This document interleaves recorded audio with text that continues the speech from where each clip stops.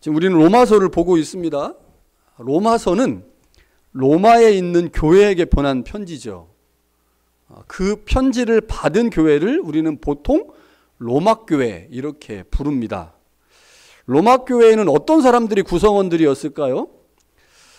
물론 당시의 모든 교회들처럼 기본적인 구성원은 유대인과 이방인이었을 것입니다. 그런데 로마서에는 어떤 부분은 유대인에게 조금 더 초점을 두는 부분이 있고 어떤 부분은 이방인들에게 조금 더 초점을 두는 단락들이 있습니다. 그러니까 구성원들이 이방인과 유대인이다 보니까 모두에게 말하지만 어떤 단락은 그 특정 대상을 향해서 말씀하는 경우들이 있는데, 예를 들면 로마서 2장의 경우를 보면요, 유대인들을 염두에 두고 말씀한 것이라는 것을 분명히 알 수 있습니다. 왜냐하면 이 단락에 보면 유대인들이 율법으로 누군가를 판단하는 것이 잘못됐다라는 것을 매우 강력하게 말하기 때문이죠. 이방인들은 그럴 일이 별로 없잖아요. 율법을 갖고 있지 않기 때문에. 그러나 유대인들은 예수님을 믿으면서도 여전히 그 율법을 중요하게 여기고 있었기 때문에 그 율법으로 누군가를 판단하는 잘못들을 행하고 있었죠. 그래서 이 로마서 2장에서는 유대인을 조금 더 중요하게 다루면서 초점을 맞추면서 말씀을 전합니다. 자, 그러면 우리가 지금 보고 있는 로마서 9장은 어떨까요? 로마서 9장.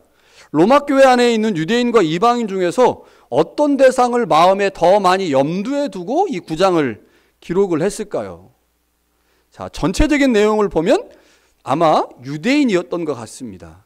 그러니까 유대인을 조금 더 염두에 두고 이 9장의 내용을 기록한 것으로 보입니다.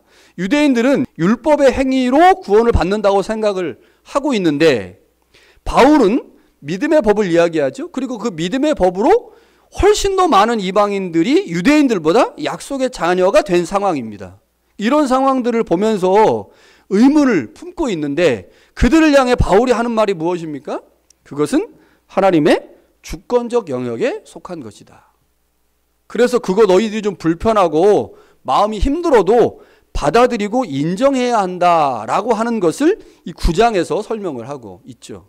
그래서 우리는 이 9장의 내용이 유대인들을 향한 바울의 권면이다라고 생각을 할 수가 있습니다. 자, 이러한 점들을 염두에 두고, 그러면 바울이 유대인들 향하여 권면하고 있는 내용들이 당시 유대인들은 어떻게 생각을 하고 있었는지, 왜 이렇게 의문을 품고 있었는지, 이것을 이해하려면 당시 로마 교회의 상황에 대한 이해가 필요할 것 같습니다. 그래서 본문의 내용을 살피기 전에 당시 로마 교회의 상황을 조금 생각해 보겠습니다.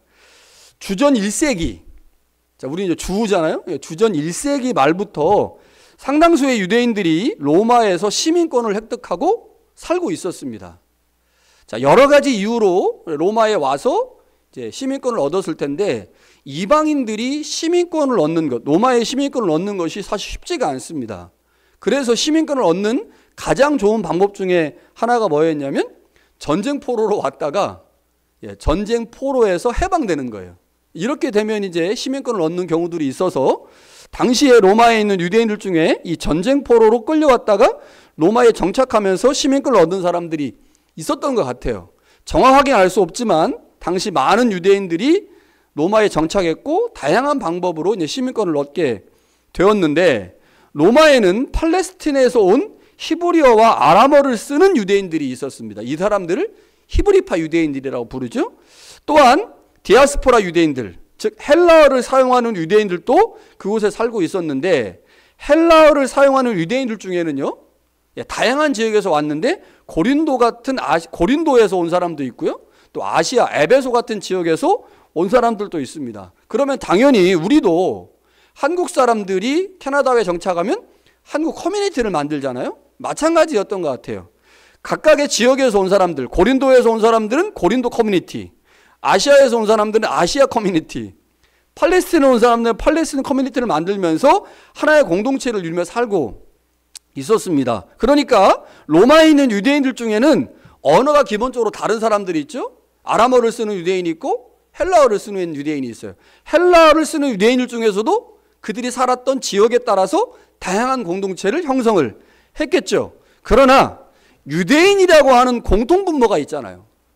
그래서 이 유대인이라고 하는 공통분모 때문에 연대를 하는데 큰 문제가 없었습니다. 그리고 토요일이 되면 안식일에 회당에 모여서 예배를 드리기 때문에 그 예배 공동체에서 하나됨을 이룰 수 있는 율법이 있고 말씀이 선포되기 때문에 연대감을 갖는데 큰 어려움이 없었죠.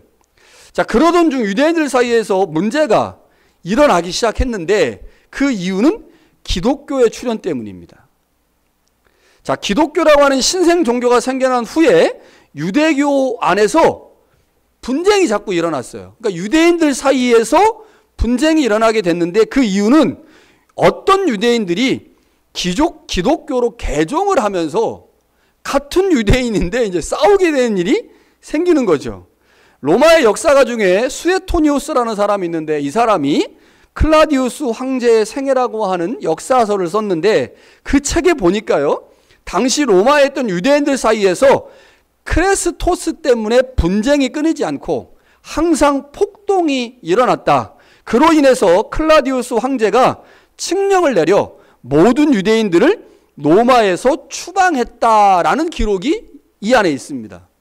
자, 여기서 크레스토스가 뭐겠어요? 크레스토스 뭐 비슷하죠? 예, 크리스토스라고 하는 헬라어와 매우 비슷합니다. 그러니까 이 크레스토스라는 말은 아마 그리스도를 의미한 것 같아요.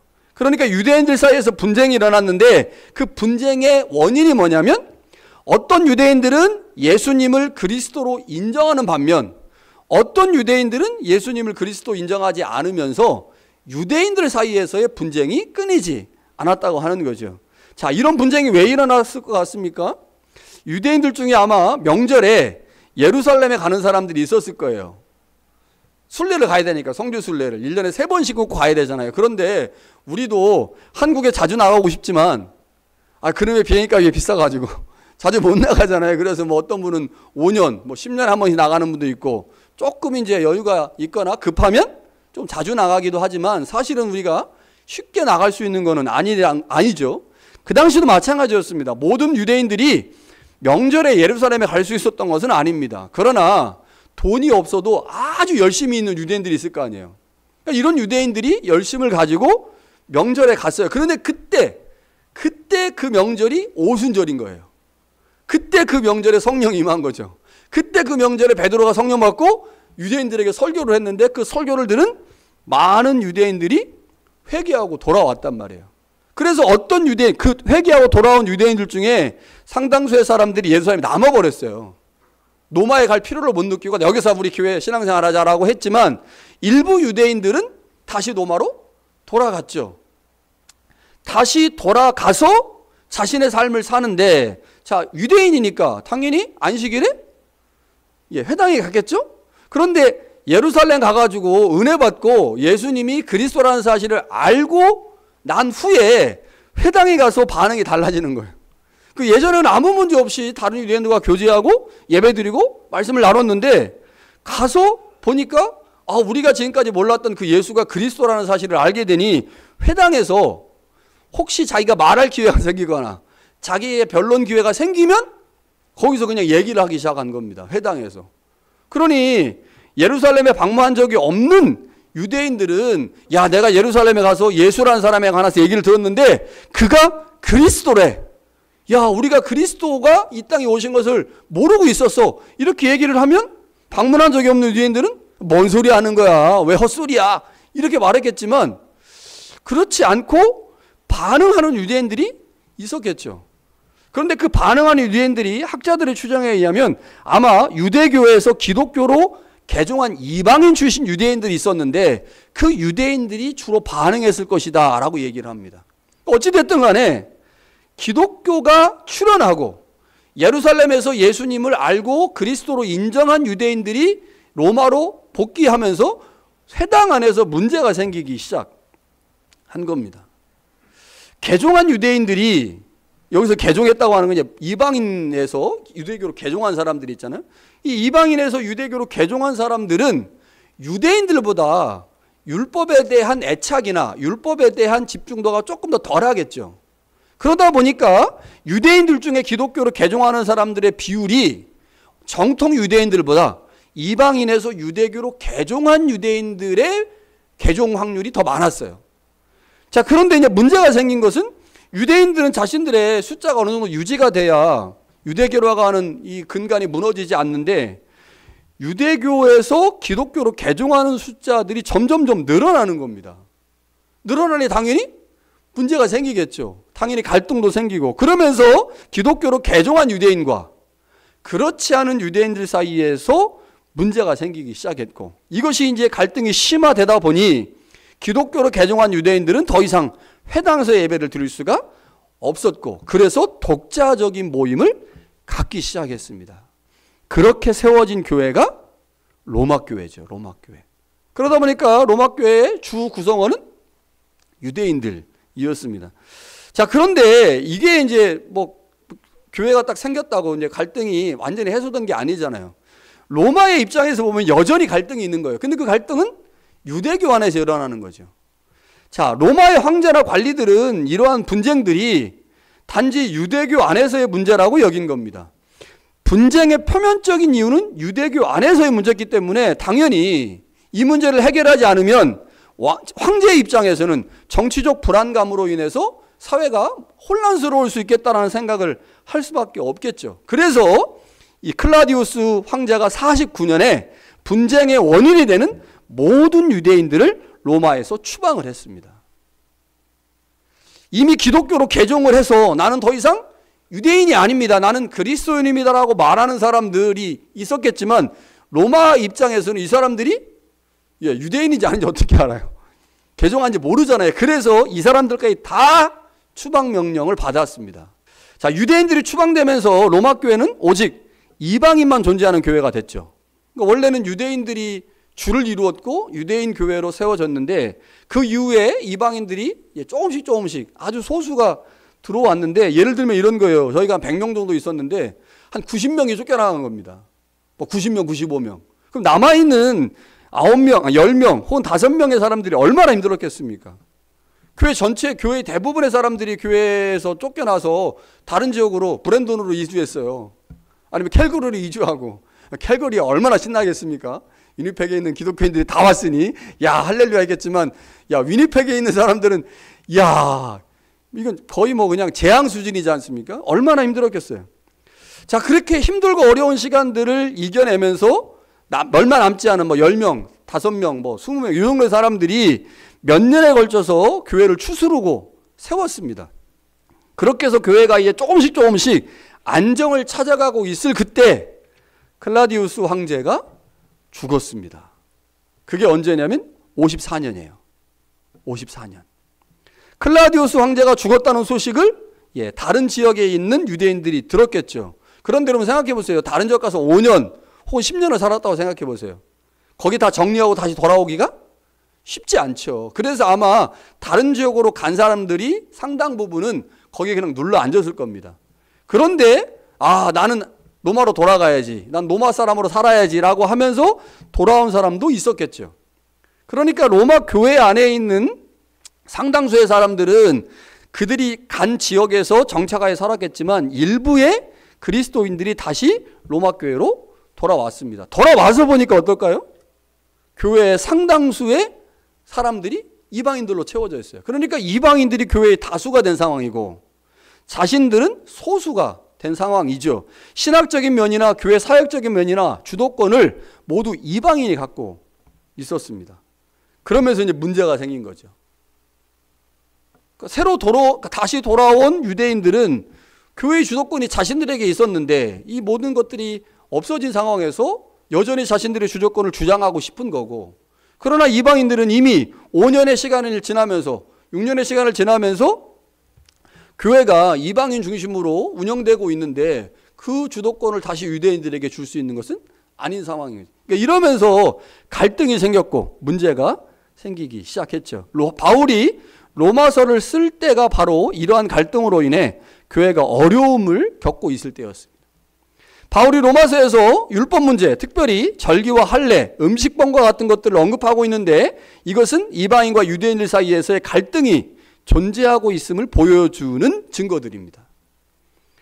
바울은 자신이 경험하고 또 믿은 그 복음이 로마 교회 안에 전해져서 교회의 문제를 해결할 수 있을 거라고 생각을 했죠.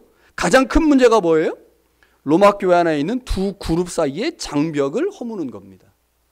이게 그래서 로마서를 읽어보면 로마서에서 계속 유대인과 이방인 사이의 문제를 계속 안고 복음을 설명해 갑니다. 그러니까 공동체 안에 기본적으로 있는 가장 큰 문제가 두 그룹 사이의 장벽이었다는 거죠. 바울은 유대인과 이방인 사이의 문제를 해결함으로 교회의 교회됨을 회복하려고 했죠. 그러니까 이러한 바울의 애씀, 유대인과 이방인 사이에서의 문제를 해결하려고 하는 애씀이 로마서의 세 번째 단락인 9장부터 11장에 나오고 있습니다. 자, 그러니까 이 단락에서 유대인들에게 지금 권면을 하는 거예요. 왜 유대인들의 다수가 실패했는지, 왜 하나님께서 유대인을 먼저 선택했음에도 불구하고 그들 중에 다수를 버리시고 왜 이방인을 선택했는지. 그러니까 이걸 이제 공동체 안으로 가져오면 왜 로마 교회 안에 다수의 이방인들이 주도권을 가지고 그들로 교회가 움직여지고 있는지를 유대인들이 이해하지 못하면, 이것을 이해하지 못하면 교회의 하나됨을 이해할 수 없죠. 그래서 이러한 관점을 가지고 이제 바울이 이 9장부터 11장에 유대인이 도대체 하나님의 주권적 선택을 어떻게 이해해야 하는지, 왜 다수의 유대인들이 실패했는지, 그리고 왜 그 선택에 이방인들이 들어올 수밖에 없었는지를 유대인들로 하여금 이해시키는 내용들, 그게 바로 이 9장의 내용입니다. 자, 바울은 왜 이스라엘이 실패했는지를, 그리고 왜 이스라엘의 실패가 하나님의 실패가 아닌지를 설명합니다. 이게 지난주에 제가 말씀드렸던 내용이죠. 자, 바울은 왜 이스라엘의 실패가 하나님의 실패가 아닌지를 설명을 하죠. 당시 바울의 상황에서 볼 때 다수의 유대인들은 예수 그리스도를 거부함으로 하나님의 언약의 말씀에 실패했습니다. 예수님은 유대인의 손에 죽임을 당했죠. 자, 언약은 항상 두 당사자가 있잖아요. 자, 이스라엘과 하나님이 언약을 맺었어요. 그런데 이스라엘과 하나님 중에 한 당사자인 이스라엘이 하나님의 언약에 실패했습니다. 그러면 자연스럽게 우리가 어떻게 생각이 돼요? 한쪽이 실패했다면 다른 한쪽도 실패한 것이 아닌가, 이렇게 생각을 하죠. 이게 당연한 생각입니다. 그러나 바울은 이스라엘의 실패가 하나님의 실패가 아니라고 말씀을 합니다. 이유가 뭐냐면 하나님은 아브라함의 육신의 자손과 언약을 맺지 않고 약속의 자손과 언약을 맺었다는 거예요. 그 약속의 자손이 이스라엘 안에 소수로 존재하고 있다. 그러니까 하나님의 관심은 다수가 아니고 소수다. 그 소수와 언약을 맺은 것이다. 그래서 하나님의 실패가 아니다라고 바울은 이야기를 하죠. 자, 여기서 바울이 아브라함의 두 아들 그리고 이삭의 두 아들을 예로 들어 설명하죠. 자, 아브라함의 두 아들 이삭과 이스마엘은 모두 아브라함의 아들입니다. 그러나 하나님은 오직 이삭만을 아브라함의 아들로 인정하셨죠. 그리고 그를 통한 자손만이 아브라함의 자손이고 약속의 자손이라고 말씀을 하십니다. 계속 이어지는 말씀을 보면 이삭에게 두 아들이 있어요. 에서와 야곱입니다.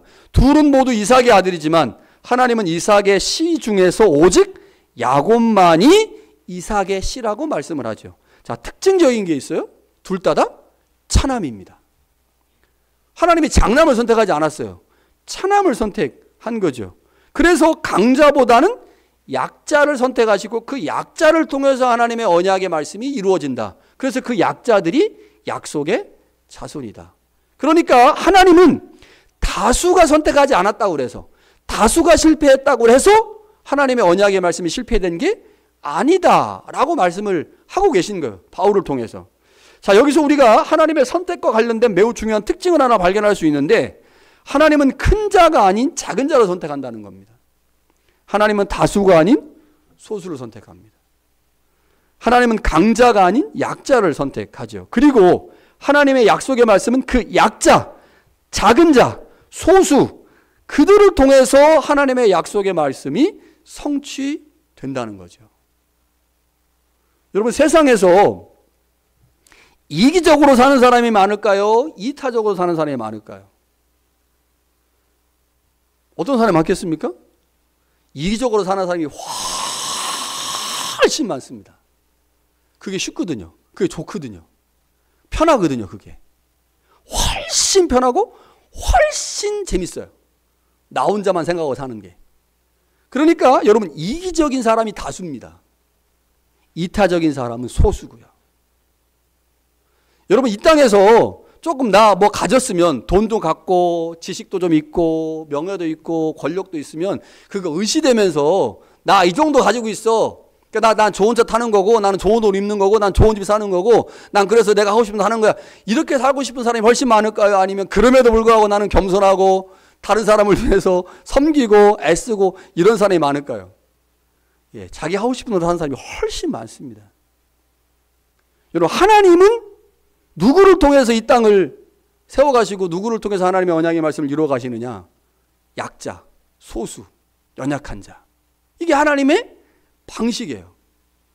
그러니까 이거를 바울이 알고 유대인들에게 말하는 겁니다. 우리가 이 땅을 살아가는 삶의 방식이 있는데 그 방식과 다른 방식으로 하나님이 일하신다는 거죠.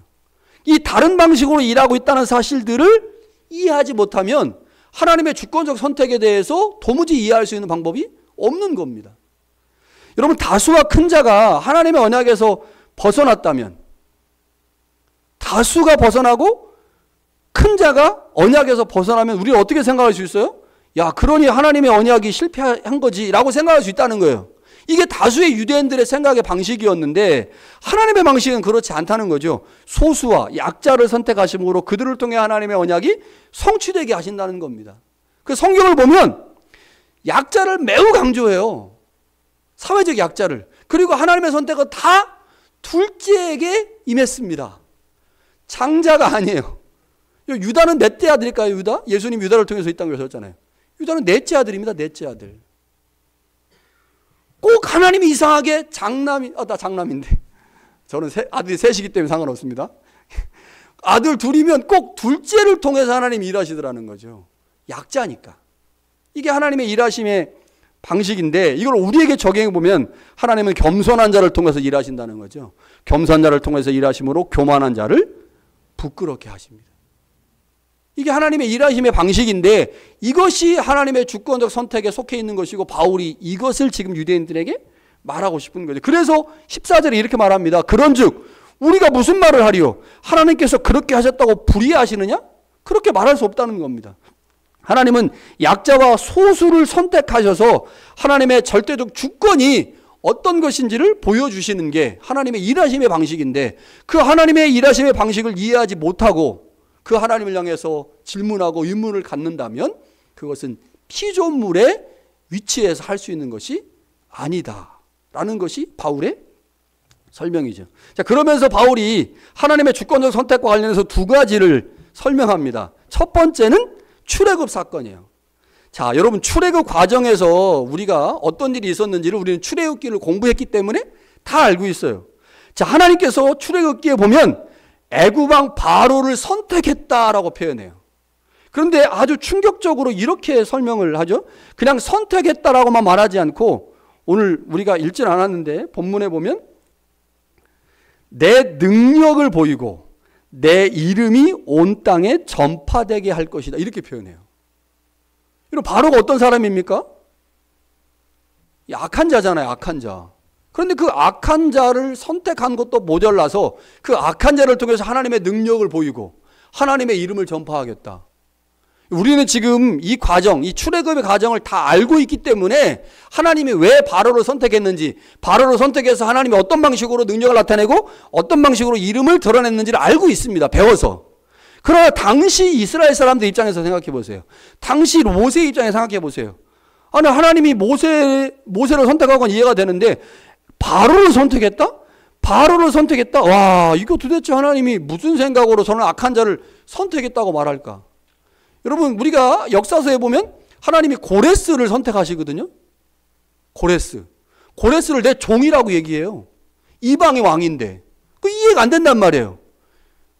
하나님께서 도대체 왜 그렇게 하시는지 알 수가 없죠. 그런데 출애굽을 경험하지 못한 백성들이기 때문에 그 의미를 제대로 이해하지 못해서 하나님이 왜 도대체 바로를 선택했고 바로를 통해서 능력을 보이시나는 것이 무엇인지 알 수 없지만 그 모든 과정을 알고 있는 우리는 어떻습니까? 아, 그렇지. 하나님 왜 바로를 선택할 수밖에 없었는지, 왜 고레스를 선택할 수밖에 없었는지, 그리고 왜 고레스를 내 종이라고 말할 수밖에 없었는지 알잖아요.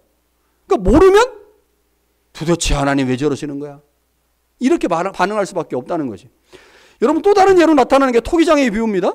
자, 바울은 이 비유에서도 역시 하나님의 절대적 주권을 강조하는데, 여러분, 토기장이가 어떤 그릇은 좋은 그릇으로, 귀한 그릇으로, 어떤 것은 천한 것으로 만들었어요.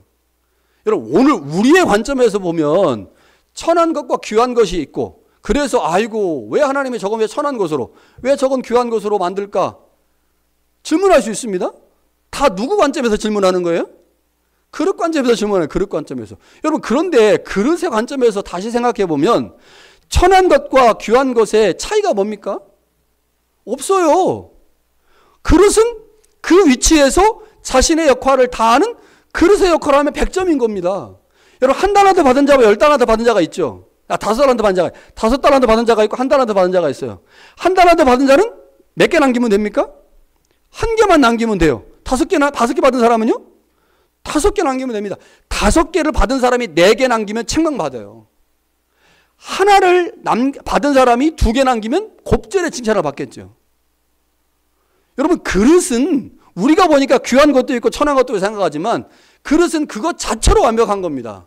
천하게 지어져서 천하게 쓰이면 100점. 귀하게 만들어서 귀하게 쓰면 그것도 100점이에요. 그러니까 그릇은 천하고 귀한 것에 의미가 없죠. 그냥 만들어진 대로 쓰이면 그것 자체로 완벽한 겁니다. 근데 우리 생각에서 하나님은 도대체 왜 날 이렇게 만들었어? 왜 나 IQ가 180밖에 안 되게 만들었어? 왜 난 80이 하나님? 80짜리가 80짜리만큼만 하면 그 사람은 100점인 거예요. 하늘나라 가서 책망받지 않습니다. 150인데 IQ가 150만큼 안 살고 100만큼 살으면 책망받는 거죠. 그러니까 하나님의 관점에서 토기장의 비유를 보면 하나님의 절대적 주권을 따라서 오늘 우리의 모양대로 우리를 만드셨고 그 만드신 모양만큼만 쓰임은 받으면 되는데 모두 똑같이 보려고 하고 왜 나는 이렇게 만들었어? 라고 자기 자신의 삶에 대해서 불평하고 원망하기 때문에 하나님에 대해서 질문하게 되는 거죠. 그러니까 바울은 이 2가지 사건을 통해서 하나님의 절대적 주권이 있다. 그 주권을 우리가 인정하지 못하면 우리의 삶의 자리에서 일어나는 수많은 일들을 해석해낼 수가 없다. 하나님의 뜻이 무엇인지, 하나님 우리에게 무엇을 원하시는지 알아낼 수 없다는 거죠. 당시 유대인들에게 지금 그 얘기를 하고 있는 겁니다. 우리는 종종 하나님의 관점보다는 우리의 관점, 하나님의 주권보다는 우리의 입장에서 더 많이 생각할 때가 있습니다. 여러분, 당시 유대인들 한번 생각해 보세요.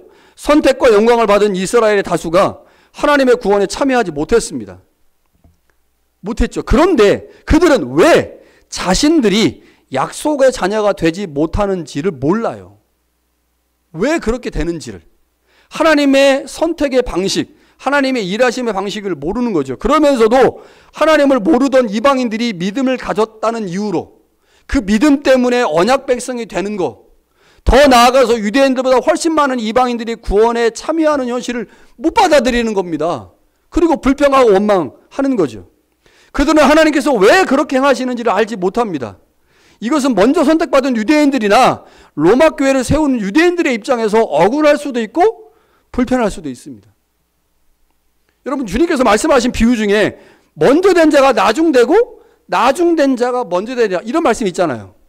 여러분, 먼저 된 자 입장에서는 저 사람은 교회 온 지 얼마 되지 않았고 신앙생활 얼마 되지 않았는데 저 사람이 나보다 먼저 귀한 직분을 받아? 불편할 수 있죠.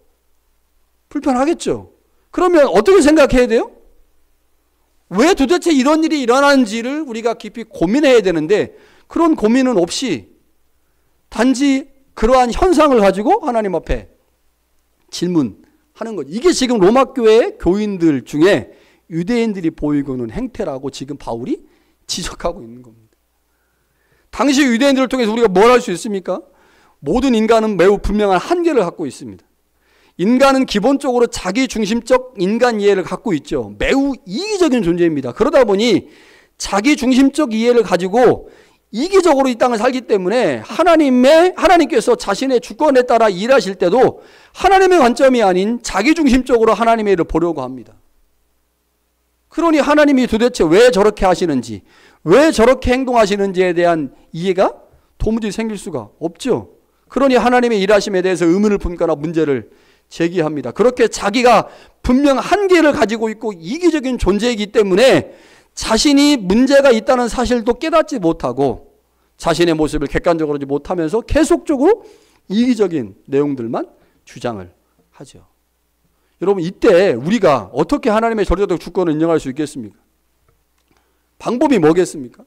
저는 이거 말씀을 준비하면서 이 정통주의 신학 그리고 신정통주의 신학에서 우리가 하나님과 우리 사이를 인식할 때 가장 중요하게 사용했던 내용이 뭐냐면 하나님과 우리 사이의 질적인 차이입니다. 질적인 차이. 하나님은 하늘에 계시고 우리는 땅에 있어요. 하나님은 의로우시고 우리는 불의합니다. 여러분, 우리의 불의함, 우리의 나약함, 우리가 기본적으로 이기적인 존재라는 사실들을 내가 이해하지 못하면 아무리 하나님께서 우리에게 하나님의 일하심의 방식을 성경을 통해서 아무리 말씀하셔도 그것을 이해할 수 있는 방법이 없습니다. 매우 이기적이다 보니까 그 이기적인 자기 자신을 객관화해서 볼 수 있는 능력이 없어요. 그러다 보니 계속 하나님의 일하심에 대해서 의문만 제기하는 거죠. 왜 이러냐고.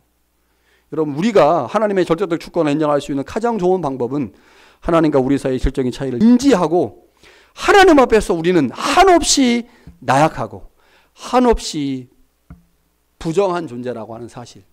여러분, 이것을 인정할 때만 그때 비로소 하나님의 일하심을 볼 수가 있습니다. 여러분, 하나님의 절대적 주권에 대한 인정은 장로교 신학과 교리의 핵심 중에 핵심입니다. 우리 장로교 다니고 있잖아요. 이 장로교에서 정말 중요한 신학 중에 하나가 하나님의 절대적 주권에 대한 인정입니다. 우리는 그 어떤 순간에도 하나님의 온전하신 뜻을 다 알지 못합니다.